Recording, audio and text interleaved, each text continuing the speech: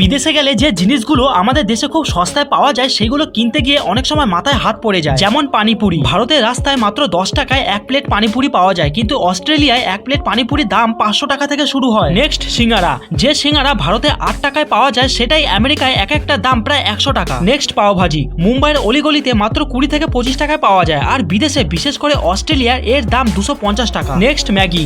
ভারতে 15 থেকে 20 টাকা পাওয়া ম্যাগির দাম আমেরিকায় 600 টাকার কাছাকাছি। নেক্সট চা।